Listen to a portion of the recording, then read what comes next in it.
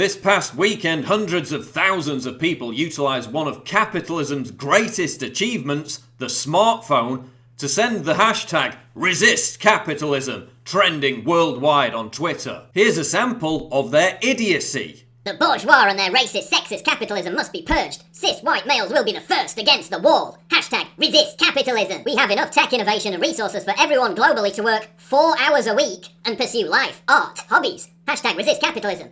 Your employer is stealing from you every minute you're on the job. Hashtag resist capitalism. Dear mom's basement dwelling communists, if you actually did resist capitalism with any degree of success, the following would not exist. Twitter, the iPhone you're tweeting hashtag resist capitalism from, the internet. Seriously, resist capitalism is what trends on Twitter when 13-year-old One Direction fans try to engage in politics. Here's the truth about capitalism. It's the single greatest force in history to alleviate suffering, bring billions of people out of poverty, and create healthier, more prosperous societies and higher living standards for all. Socialists don't even know what capitalism is. They confuse capitalism with corporatism. Corporatism is the opposite of free market capitalism because it depends on collusion between well-connected large corporations and the state. Socialists constantly call for government to impose more regulations on big corporations. But big corporations actually lobby for more government regulation because they can afford the costs. Small and medium-sized companies can't afford the costs, so they go out of business. Government regulation helps big corporations strangle smaller competitors. Corporatism also ensures that big corporations get waivers from corrupt governments, so they're immune from many of those regulations anyway. Capitalism is about the free exchange of goods and services.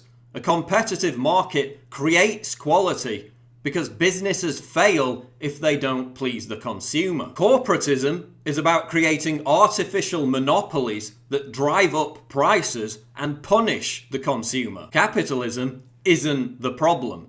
Corporatism is the problem. Socialism is toxic to a healthy society because it punishes success and rewards failure. As Winston Churchill said, socialism is the equal sharing of miseries. Socialism extorts money from the successful and gives it to the lazy. It's 2013, that's still good, right? That's like 2 years, right? Oh my god, that's 2.5 years! What are you doing? Socialism disincentivizes success, meaning that businesses which make profit and create jobs, and people that actually produce and contribute to society, flee from countries that embrace socialism to those that embrace capitalism. The wealth that allows you to buy computers, smartphones, cars, go on nice holidays, and eat nice food was all created by capitalism. And we'd all be a lot wealthier and happier if it wasn't for governments, socialists, and corporatists trying to curtail free market capitalism. Look at the capitalist miracle in China. In the last 3 decades, China has lifted more people out of extreme poverty than the rest of the world combined. 680 million people have escaped poverty in China thanks to capitalism. And it's a similar situation in India. Look at the standard of living in countries that reject capitalism. Venezuela has the largest proven oil reserves in the world.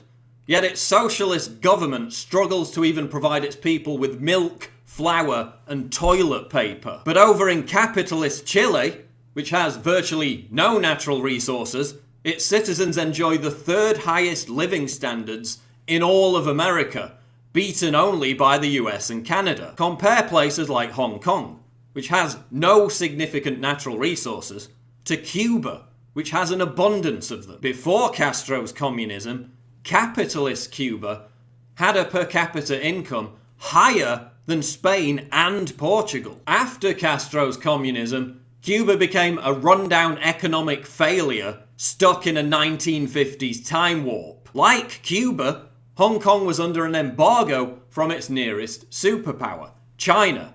Back then it was one giant shantytown. But after embracing capitalism, Hong Kong now routinely tops lists for prosperity and quality of life. Compare Stalinist North Korea with capitalist South Korea. Same people, same location in the world, same natural resources. South Korea has produced Samsung, Hyundai and LG. North Korea has produced record starvation, concentration camps for political dissidents, and a line of hereditary dictators. Anti-capitalists point to Sweden as an example of a country that embraced socialism and prospered, but that's completely wrong.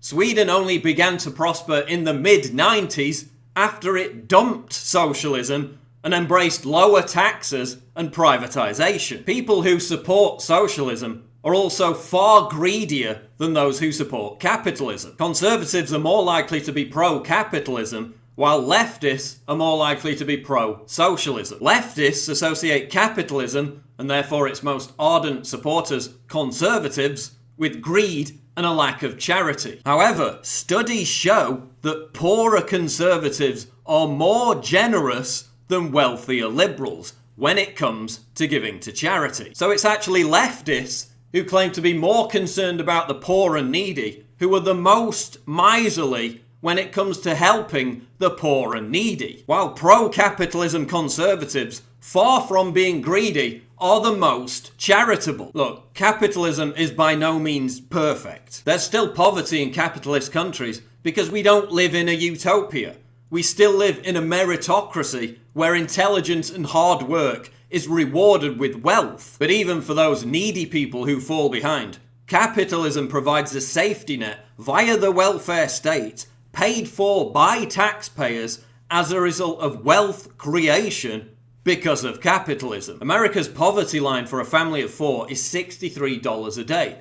In the poorest countries, which haven't embraced capitalism, it's $1.25 a day. So by resisting capitalism, you're actually promoting an economic system that guarantees destitution and misery for the most amount of people. You're supporting an ideology that ensures billions of people will continue to remain mired in poverty. So go back to your mom's basement, don your Che Guevara t-shirt and genuflect beneath your hammer and sickle flag. But please, don't inflict your colossally retarded hashtag on the rest of us, because you've got no idea what the hell you're talking about.